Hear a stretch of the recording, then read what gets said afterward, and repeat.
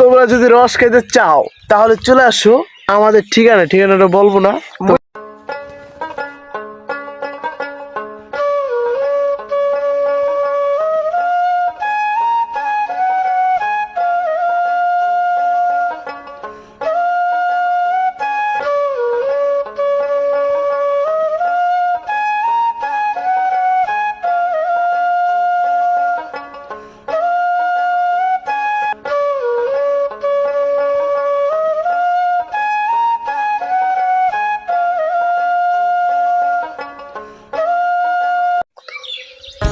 দেখো আরে না মানে শাড়ির ভিতরে ময়লা, এই জন্য আর কি হাত পাইতে রাখছি, এখন খামু।